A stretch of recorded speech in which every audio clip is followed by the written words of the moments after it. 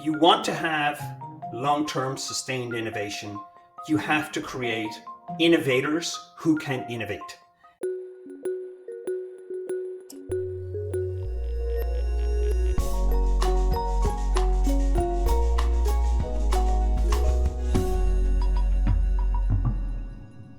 Hello, everyone. This is Cole from the American Journal of Healthcare Strategy, joined by a very special guest today. We wanted to put together an episode where we could really kind of discuss the intricacies and give some practical guidance on a topic that is extremely important in 2025, especially within the first couple weeks of 2025. I want to introduce you to David O'Malley. David, please introduce yourself for us in the audience. Yeah, thanks, Cole, very much for having me. My name is David O'Malley. I live in Norwalk, Connecticut. Until recently, I was SVP for Strategy Innovation at VNS Health, which is a New York-based payvider. I've worked over my career at large and small companies, but I've always been focused very much on innovation and the building of new products. On a personal note, since this is a podcast about healthcare, my healthcare journey started as a volunteer emergency medical technician in Stamford, Connecticut. I come from a long line of nurses, and my wife also is a nurse. So I just want to give a huge shout out and respect for all our healthcare heroes tuning in today. And you've been innovating in the industry or innovating in general for 20 years or so, more than 20 years now, as we're in 2025, which is hard to believe. And in 2025, people are talking about how if you do not innovate in 2025, you're not going to be around in 2030. That's what a lot of people are saying. I know some of that, of course, is probably hype for the new year. People want to get excited and motivated, but that does have a lot of individuals worried. And so that's why I wanted to speak with you. And in all honesty, one of the first questions is a question that I have, and it's what is innovation? It's a term that people use as a buzzword a lot, but what does it actually mean? Absolutely. So look, I'll explain it in my words simply as possible. Innovation. Simply put, innovation is about successfully implementing new ideas and creating value for your customers and stakeholders. Now, when you want to put together an innovation program, that means continuously doing that, continuously creating, continuing testing innovations that could drive impact. There's challenges in creating an innovation program, which I would love to be able to discuss with you today. But it is achievable and is possible if you apply certain principles and then you bring them into practice. I just feel like, I guess one of my first questions is why isn't everybody innovative? I mean, because I one of the things I think about is how we have all this automation and all this AI and all these technologies, but yet so many of our industries, especially healthcare, is still so far behind with implementation of any of these things because it requires that innovative step to get us from kind of a technology existing to actually being implemented. Do you feel like there's any kind of specific reason why it's so lacking in a lot of our industries? Well, so first of all, I'd say it's important to understand that being innovative, like the principle of who you are, being an innovative organization or being an innovative person, doesn't mean you have to create the next iPhone. Mm. Innovation does exist in what you do right now. So it is making your product services better, right? So we talk about the horizons of innovation. And the level one horizon of innovation is do what you do, only evolve that so it better serves your customers, better serves your stakeholders, whether they be internal or external. Level two on that horizon, on the horizons of innovation, is extend your business models. And I think this is really important because innovation is very much about business models. So extend your business model so that you're reaching out and you're engaging with your customers, internal or external, and your stakeholders in novel ways that add value. And then your third level of innovation, which is generally kind of what we think about when we talk about innovation, is creating something net new. So new business models that can either deliver impact that you previously weren't able to deliver, generate new revenue, but have some sort of impact in the world to your customers, to your stakeholders. And so I think it's important to understand innovation programs can hit at all three levels.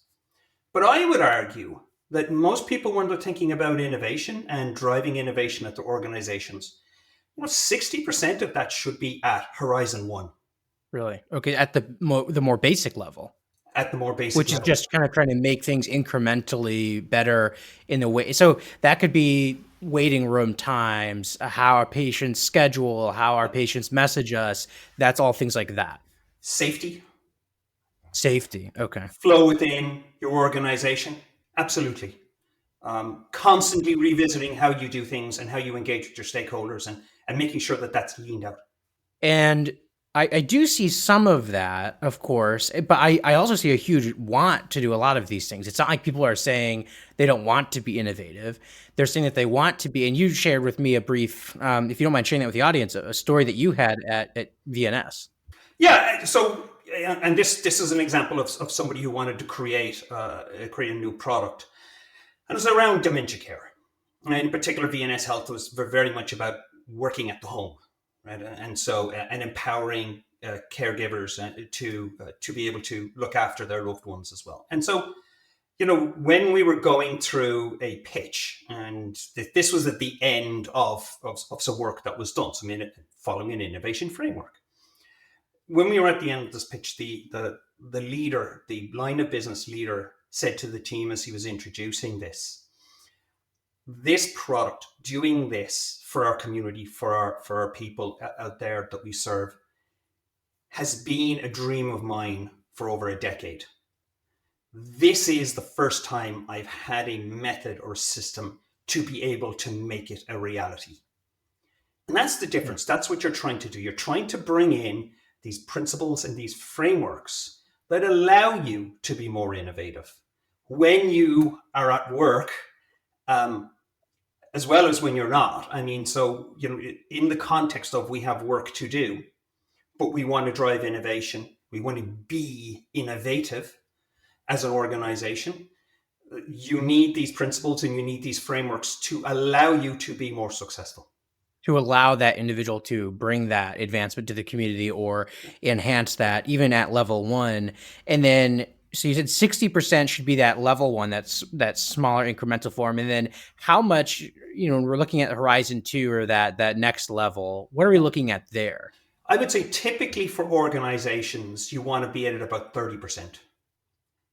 Now, we'll cage this with the fact that some companies are out there, they exist only to deliver level one, level Right. 3 horizons, right? I mean, so you hear about these small, startups and tech organizations. That's why they exist, and there's nothing wrong with that. But if you were a large organization or a mid-sized organization or even a small organization, and you have these ambitions of being more innovative, it is good that you're able to try and play at all three levels with the understanding that you won't be successful. Not all of your innovations will be successful. So I think that that's important when you have a framework, and we'll discuss this as we start talking about our principles and how you implement that code. Oh, sorry to interrupt, but no, Yeah. that is the question is, I guess, is about that risk in a way, right? Because if you're a startup and you make all of your money from innovating, then it makes sense to risk everything to innovate. But if you're a larger hospital that provides services to the community on a consistent basis, you don't want to take massive risks to do massive innovation like that. Okay. I think it is imperative, no matter whether you're a large organization or a small organization, to de-risk your investments. That is an imperative. And as we get in towards maybe, as we start working through this call, let's talk a little bit about how you de-risk your innovation investments so that you can still create many innovations, and when to disengage from the ones that just clearly aren't going to drive impact to your organization or to your stakeholders. And help get the CFO's signature, as we were talking about Absolutely. earlier. That's a key part of that. So I think the first thing is, how do we prevent someone kind of ending up in that situation that senior leader did at VNS, where they had this great solution and this great idea, but they were never able to really innovate and iterate and implement. How do we prevent that from happening? What are the kind of the steps as an organization or as a team to establishing the innovation and that innovative environment? So I think let's just step back for a moment. If you want to be innovative, You have to Yep. allow innovation to happen in your organization. And I have 4 principles of innovation that every organization, I believe, can implement, whether it's small scale or large scale. They can balance that with their ambitions. And we can dive into these, but at a high level, the first principle is be deliberate. The second one is create innovators. You want to be innovative, you got to create innovators. The third one is to make space, and the fourth is be inclusive. I'd be happy to kind of Yeah. dive into those if you want a little bit, Cole. Yeah, let's start with I guess kind of the implementation of and who's responsible, I guess, as well for each of these keys, especially when you're dealing with an organization sometimes of 40,000, 50,000 people. You have multiple layers of senior leadership, everyone who's kind of responsible for different things. So in those organizations, how does those 4 keys get implemented? If we can go kind of one by one. Yeah, absolutely. Look, so let's kind of talk about this. So being deliberate. I think Yeah. it's very, very important that no matter what you do in like that you're deliberate about it. And I think that this gets to the initial part of your question. All right. It's got to be called out. It needs to be owned. And preferably it needs to be owned at the highest levels of the organization. Well, yeah, I've been in C-suite, and I've heard this from C-level executives, and even as high up as the CEO in the organizations I've been in. How do we be more innovative? I'd like us to be more innovative, and they really want to see that coming from their organization. And I think that that's great because it starts off with that burning platform. It starts off with someone with gravitas saying, "We're we're going to be deliberate about our innovations." Okay, so whatever you decide to do, make sure that there's alignment at the executive level and the next level of the executive leadership team and your senior leadership team, and make sure that you're doing it deliberately. Again, ideally, the CEO wants to say, I want to introduce innovation to this organization. I want us to be more innovative. You don't always get that, of course, but I think it's very, very important to be deliberate. And I juxtapose that with, you'll see sometimes what we call innovation theater, which is, someone they might run a Shark Tank or something, which is, by the way, I've absolutely no problem with it. I think it's great Right. because people love that and it makes them feel good and it's great and it takes away from the daily grind. But it should not be confused for a deliberate innovation program that drives sustained improvement and impact through bringing new innovative ideas and solutions to bear. Yep. And that's because, like you kind of were talking about with the different kind of horizons, this is a much, like you said, sustained. That was a key word. This is not a let's come up with a random idea just for the sake of coming up with an idea so that we can, market it. This is a way of solving problems and making things better and expanding the organization. I think that's really important. And with that deliberateness, let's say the CEO and the executives and everyone's on board, and now it comes down to kind of the project managers and the actual team who are creating this. Do you have any advice on some of the first steps in a project to make sure that you're taking all the actions deliberately? Um, well, so yeah, absolutely. Look, we can talk about there's always you always have to worry about when something gets decided at an executive level, how Yeah. it then translates down to the ground level, and you're always going to be running up against the rock and the hard place of executives want to see more innovation, which is great, right? And so then you kind of get down into that management layer, and there's a large management layer that's responsible for operational improvements. It's got key metrics that it's responsible for, and those folks are going to be, well, now I've got something else on my plate. All right. So how am I going to do that? It's the how, right? And I think there's two things that are very, very important, and it gets down into the next 2 principles. The next principle is create innovators. Again, you want to have long-term sustained innovation. You have to create innovators who can innovate. Now you're starting to really get down into the meat of things. there's great examples of how you're able to do that. And again, that doesn't have to be we're going to go on some large, journey on that. You can create the opportunity for people to be micro learning through innovations. And I will give you a couple of examples on this. Adobe created, and they open sourced, and you can actually buy these, a thing called the Red Box. And it was very simple, it was very easy. It was given out to teams of about 2 or 3 people anywhere in an organization. And they had to follow a small little process. They're actually given coffee cards, I believe, as well, because they say no innovation happens without coffee. And so I like that. they would, you would actually go through a timed basis of coming up with an innovation that you think might be able to work. And again, this was very low risk. There was nothing to it. It cost almost nothing, but it was deliberate. So the teams would start out with a critical question, usually in the form of how might we? How might we improve something, reduce waste, improve experience, maybe increase quality, something along those lines. And so they were given that opportunity to be able to do that. And so by doing this, you're making it so that you actually are creating this innovative spirit within your organization. I would go back to GE. GE had a lot of manufacturing around the world. And in these lean-based organizations, they have a thing called a moonshine shop. And it was literally a place where employees could go if they had downtime, because machines obviously would go down. They could go up there and they could tinker with things.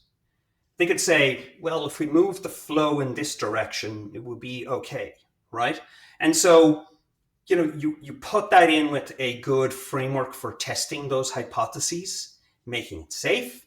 And all of a sudden, you're starting to create that innovative thought process. The last thing I'd say is when it comes to that is don't be afraid to invest in coaching. Get people in your organization, whether it's a kind of consultancy, and you don't have to go to the very large ones. Get somebody in your organization, train them up ideally over a period of time, get them some coaching, get them some help, so that you're able to, again, keep this sustainable. Yeah, I would love to see if an organization wants to go and be more innovative. I think it's very important, again, in this idea of being deliberate, that we have people who deliberately think about innovation all of the time and are constantly engaging in that. I was very lucky in GE to have that as more or less my full-time role. So I think that's important to do. But so that's number 2. And I think the next part of your question on the how is, the third one is principle is make space. Make space. Okay. So just to recap where we are for everyone so far, C-suite needs to be deliberate, and so does middle management. We are going to innovate, and the next thing is we're going to create innovators. It's not just we're going to innovate, let's get to town. It's okay, we're going to innovate. We all are really going to push this forward, but we need to create innovators. And to do that, we might need to invest in coaching. We need to make it a safe space through the use of some very low risk things, right? Anonymous suggestion boxes, or just, I know one of the things that we've done at Jefferson Health Plans is some of the teams are given an hour of free time to think about areas for improvement once a month. So a lot of great suggestions. And then now this is the next step, which is, okay, we have some innovators or people who are feeling more safe, but we need to make space for them to actually put things into action. Can you explain how that works and what that means? You've just almost explained it, which is 1 hour a week.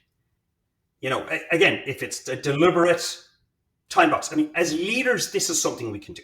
This is absolutely something we shouldn't need permission, and this shouldn't be hard for us. If innovation is a priority, treat it like one. Here's a great example. The quarterly board meetings are important. They're scheduled. We schedule them. So schedule your innovation. Don't be afraid of being able to say, listen, we have a critical question.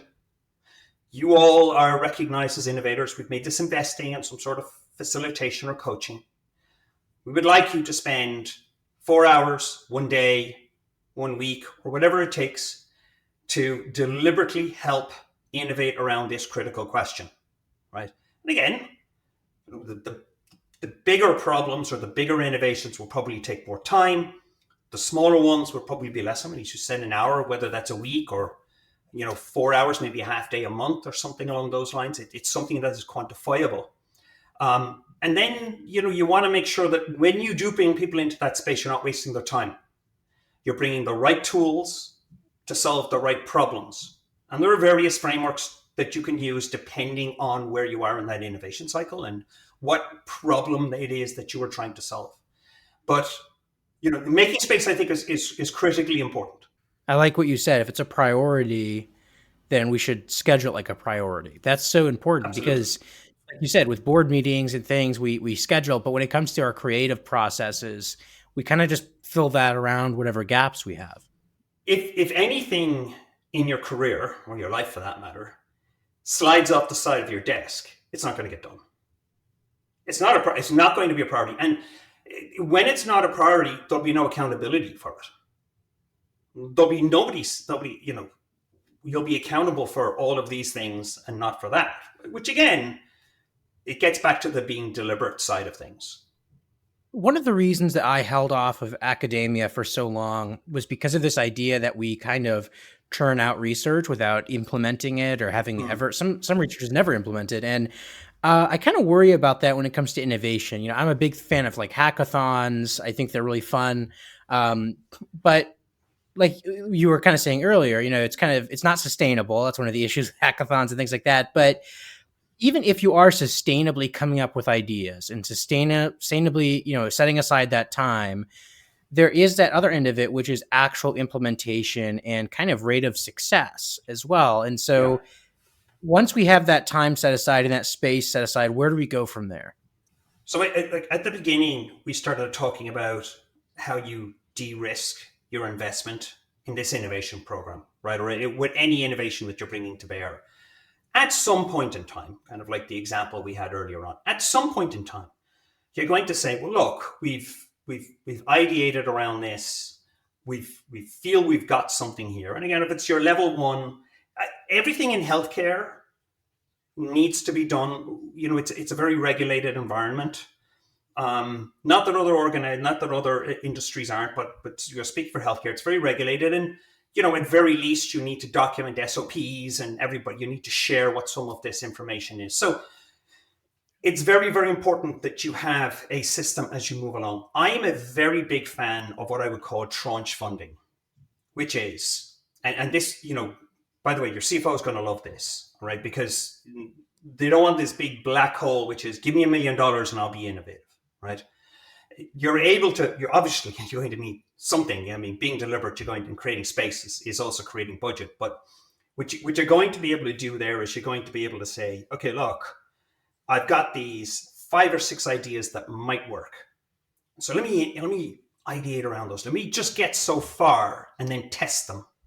And then say, well, we came up with 6 of them, 3 of them, I don't know, maybe not. They're going to work, they're not going to work, or we're just not ready for those right now. Then you would move on to the next phase and you might shed one and you would move on to the next phase. I think you're obviously the lower the impact, and I suppose in your Horizon 1 innovations as well, I think that's more focused on yourselves, your internal selves. I think so you probably would get to see smaller changes, more incremental changes, but better changes that stick longer, especially when you know what the environment that is being released into. And as you start to get into some of the others, then I think the risk goes up, but also so does the reward, if we're being honest with each other. And so I think that this is important that you have a balanced portfolio because, look, I mean, there's no problem with sticking with level 1. I mean, our operations run our business, but, your ability to actually create the higher rewards, like with everything, are going to be when you move up that scale. Yeah. And so tranche funding, along with a structured framework for being able to bring you to the point where something's got legs and it could work. And it could still not work, of course, but at least you've tested it rigorously through a process. And now you've de-risked it as much as you possibly can.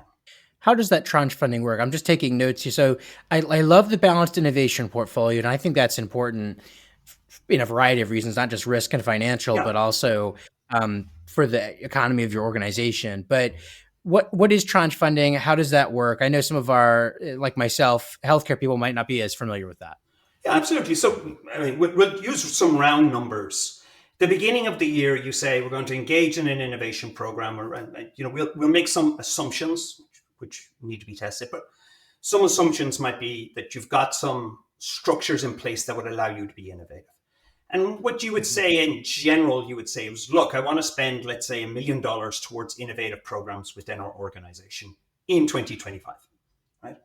And so what I think that represents is really should represent is an upper limit of where you want to be, but it's not a floor.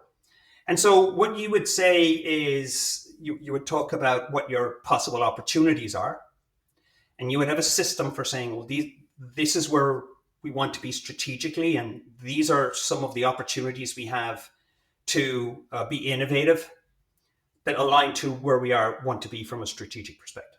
Okay, that's number one. Now, I talked about those six. So you would deliberately come in, and there's governance structures in place, and you would say, we want to take those six to the next phase. Those six all combined will take X number of hours with X number of people. And if you're in a healthcare organization and you're using clinical staff, you're going to have to backfill that. You're going to have to pay for overtime, or you're going to have to pay for per diem nursing to come in. So that's a cost that you should be allocating that towards your innovation budget. But with those six, you'll get there. And three of them in our example fell out after maybe the first phase or the second phase. You're not going to pay for those anymore. You're only going to fund the next set. And so let's say, for example, in my model, the first stage gate is about 6 weeks. It's not 40 hours at 6 weeks, it's 6 weeks in duration, and let's say it takes a combined 100 hours with all of your team together. You funded that. You're not going to fund that for those three products or three ideas that won't go forward. Now you look at the next ones and you say, well, okay, now we're getting to the next phase, which is a little more in depth. Therefore, we need to spend a little more money on this, and you'll get to the next phase, and one of them will fall out. And so, as you're not committing to, whatever a million divided by six is for an entire year, you're tranche funding these at each stage once you feel a critical threshold has been made. And you can have debates about this. Is the ROI there? And that does Yep. allow you very much to stay engaged and on point and deliberate, again, I use that word, on what are you trying to achieve with this innovation? How does it support us? Is this the thing that we should be doing? Should we be focusing our scarce resources on this? And let them drop out as they start to fail the criteria for moving forward. You will get to a point where it says, look, this has legs. We need to spin this off into its own business unit, clearly. Or we need to really focus down on this and double down on this. Let's put it in the annual planning budget. Let's Right. get marketing weight behind it. Let's get clinical weight behind it. Let's get quality, legal, etc. And let's get the change management in place to make this a reality. Great. But now you've got your pipeline. Your pipeline is now coming through with new innovations and new opportunities. So you're replacing those ones. I think it's very important. You're replacing the ones that don't make the first stage gate with new opportunities as you get through. So you're always continuously filling your funnel. So you set that budget, and then that Ideally, allows you to have that. Yeah, ideally, it allows you to have that flow. I have a question about the implementation part after the part where you're transitioning to a department or a unit, and this is off what sure. we had scripted. It's an important question. Um, a lot of hospital systems are 35 hospitals, 100 hospitals, et cetera. It's getting very large. One of the problems that I've seen, and I spoke with someone at Providence about this, but when you innovate something at, let's say, hospital in Center City, Philadelphia, Yeah. as you kind of go further out in the application of that innovative product or idea at different hospitals, it begins to get implemented less and less correctly. Right. Is there any advice you have on how to make sure when you're transitioning from kind of the innovation team to the implementation team, how you make sure that across hospitals and Yeah. geography it's effective. Well, so I would say, so let's go back to the levels of innovation and get the horizons of innovation. When it's Horizon 1, we should have a methodology in place for making any changes. So those are usually your SOPs, right? It's Yep. usually education and your education departments. There's usually something that helps the change management. When it gets to the others, so these are new ways of engaging customers or just completely new products. And I think this is a great example of this because my answer here is treat it like a product. Mhm. Get product management in place, start to understand you're going from one hospital to 35 in your example. Could be multiple states as well, with multiple levels of regulation. Okay, so now what you need to do is now you need to start about like treating this as if it was a marketable product and bring this to the hospitals one after the other by meeting maybe some of the criteria and the needs that hospital 10 would have that site 1, 2, and 3 don't have. We would One of the examples we had on this at GE was at GE Digital. We try to create products that would help in service, for example. So every business unit had a service line. You sell a jet engine, it needs to be serviced. You sell a power station, it needs to be serviced. And so the goal there was to be able to start with a subset of industries, a line of business, and how they service the thing that they sold. But then over time, you want to be able to build on that. So you've got the same platform, you've got the product set is going to expand and it's going to increase. That was obviously very complex because it's a global organization. There's an MRI versus a power station. There isn't much in common, but you would think there's more commonality in a healthcare system. The changes obviously are going to be some of the local variants based on maybe where a location is or what their service lines are, like what services do they offer in a particular location. But I would say, but the answer to your question is invest in product management. Treat it like a product that consumers want to buy. That makes so basically we'll start from the top. C-suite will say, hopefully, that we're ready to innovate. We're going to create the space for these innovators. We're going to create the innovators, investing in coaching, really giving them the opportunity. And then we need to get the CFO and some financial funding on board to allow for, like you said, that's the stages and to kind of integrate the financial management within project management. And then kind of as we're getting towards the end, if it's a smaller project, one that maybe has to do with, I'm just thinking of like epic dot phrases, like let's say you studied coaching techniques for patients or any of these things that don't require, major overhauls, go through L&D, learning and development, get it out that way. That's a good Yeah. way of doing it. But if it becomes something like, especially one of the things I do is I develop some software at a time, but it's something that needs to be implemented. You need to put it in a department, have a budget assigned to it, or treat it as a product, or maybe on Horizon 3 level, right? An individual, its own business unit entirely, essentially. Yeah, I mean, you would often see this as well in sort of hospital systems. As you've gathered a team, the team will go through the process, and at the end of the day, the team becomes the new product.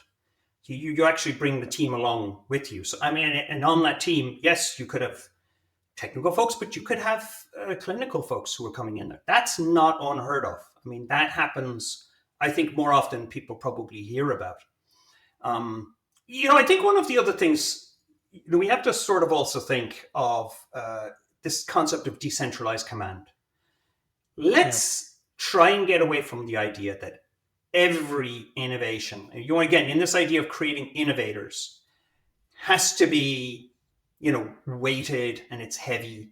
Let's bring in some pragmatic perspective onto this. I was at a hotel because I used to travel a lot in California. It was a Marriott.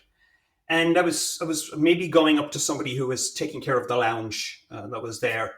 I looked in the back and I saw these little post-it notes all over the place and some drawings. It was clearly different. And I said, "That's interesting. What do you got there?" And they said, "Oh, we have somebody who comes by and engages our entire team." And it happens once a quarter, and they shut down the lounge for a day, or they take us offsite for a day. We do it in here, and we just want to know, how can we make the customer experience better? And they didn't want me to go in back, but I could kind of see. So here's the things we're doing this quarter, and here's how we're going to measure them to see if they worked. And because I was in that area, it was great to see. And that's an example of, there's a deliberate investment in, it's a critical question, there's a process, and there's a hypothesis, and now they're testing that, and they're determining whether or not they get the ROI back on that. That was simple. That was done at a ground level. That's, let's make sure that we're not making this so heavy and so weighted that we want to lose that. It's almost like you said earlier on, having a suggestion box. I think a suggestion box is half the problem. That the suggestion box is, I would like to, that's the critical question. All right, well, should you have some autonomy in your unit, or, you're in labor delivery, or you're in college or something, to just go and make the change?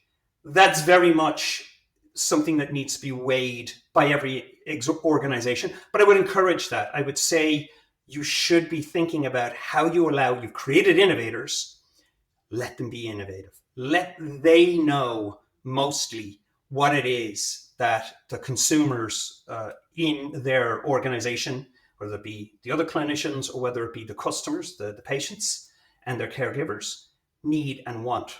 So let's let these micro innovations come out, and they're the lowest risk.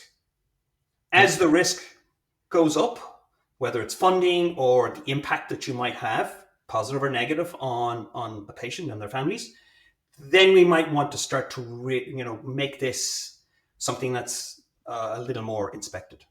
Of course, and that's really good advice, and it's very important as well, that, like you said, we're not always going towards the extreme end where it's innovation that requires approvals from surgeons and whatnot. So sometimes it's good to focus on smaller things. So no, very good advice. I think the article is also going to be excellent from this episode, because I've took a lot of notes here, and we really walked us through the process. So can I just say one thing that we left off, Cole, which is, and it gets to this point, which is the fourth principle is be inclusive. But we've rolled right into that now. Yeah. I firmly believe, and I've seen this everywhere that I've been, that anybody can be innovative if they're given the space and they're given the tools to do so. Not one person has to come up with the idea. Right. Even the most innovative companies, we tend to think it was, we put this person on a pedestal, they're innovative. They surrounded themselves with innovative folks who were given the space to innovate, right? And so I think it's important to meet people where they are, right? So make sure we're meeting people where they are, and allow the innovation to happen at every level. We see sometimes, maybe not as much in healthcare, but we definitely see organizations create studios, venture studios, and those studios, I love them. They're great, but they're usually not in the location where everybody else is. And you've got to go there. It's almost like, you have to get the, Willy Wonka's golden ticket to be able to go to the studio. And it's there, and it's kind of this thing that's up here. And more often than not, you hear that those studios are discontinued. And more often than not, you hear that those studios do not produce. And that's unfortunate. I think there is great value in being able to take the different perspectives of people's life experiences and include those in our work. We talked about this once. There's that phenomenon when you walk through a door, your perspective changes. And I don't know what the psychological term for it is, but when people walk through it, it's why you forget where you went into the garage, or you went into a room. But there's something about making that move from one room into another that resets your memory. And for me, it's incredible, because we almost have that at work in everything that we do. We're innovative when we need to be innovative, and we need to get things, we need to work through problems in our lives. We can be very resourceful. The minute we walk through the doors at work, we leave that Right. resourcefulness at home, and now we start to dive into just the operational, do X, Y, and Z. And absolutely, being inclusive doesn't mean just the folks who are in the room working on something, but it means taking their individual life experiences and allowing them to bring that out in the innovative process. I had, I mean, I always get nervous about this because you never know what you're going to get when you run an innovation workshop. But it's never been wrong. It's never failed me. And we had somebody, we were working through a particularly hairy problem that we were trying to work out. It was level 3 for sure. And, as I was working through it, I said, look, are there any parallels you might have or you might have seen outside of work in your daily life that you think is something that could contribute to solving this problem or to the experience we're trying to create? And I'll never forget it. People were coming up with their experience at the doggy daycare. There's no correlation between doggy daycare and, let's say, hospice care Yeah. or labor and delivery or something along those lines. There's no correlation between it. Someone's like, do you know what I really like? I like that I can do this. Yeah. I like that I can, all the way down. They would have all of these ideas, and you would bring that in. You would say, well, what would that look like if we were to implement it here? Well, I'll tell you exactly what it would look like, right? If I'm putting myself in the consumer's shoes. And so being inclusive is very much about making sure you're, as what they say, the business of business is people. Humans are your greatest asset. It's about making sure that you're taking their experiences and you're leveraging those to the fullest effect in your organization. And so I think that is it, by making it safe, by making it inclusive, by being deliberate, by creating that space, that's your payback. That's what you get out of this. And Yeah. it's sometimes unquantifiable, but it never fails to deliver. And it's so essential for healthcare because we serve everyone in healthcare. So it's odd to innovate using only a subset of our of our market, right? Especially when I know from not just my person, and maybe not everyone is this way, but personally speaking, I cannot fully understand what someone else's life feels like for them when it's so different than mine. I listen, I try to understand, but you can't fully get it. So how could I innovate if I was in their shoes? I need them to help me to do it. So I think that's really important advice. Absolutely. Or even going to the place at GE, we were creating a pretty strong innovation for some factories, and I said, right, well, let's go to a factory. And there was 3 of them in the world. So we were either going to go somewhere in South Carolina or Vietnam or Germany. We went to Germany at the end, but it was eye opening. We could have spent months trying to analyze the problem from afar. Rather, we took a team. We went there for a week. We actually looked at to body storm this. How do I walk in? What's the first thing I do? How is my innovation going to affect this all the way through? And so being able to go through that process in the place where we're expecting the innovation to actually happen is critical. And that's all a part of being inclusive. It's inclusive of the people, inclusive of the experiences that we're trying to drive, that will help us drive the innovation and the ROI that we want to see from that investment. Really excellent advice, David. Thank you again for coming on. I hope we can have you back on again in the future. I think it's going to be a great video and a great article for the audience. And I really appreciate you giving us your time and excellent advice. Yeah, well, I'd be happy to come back and again to reiterate, innovate or die.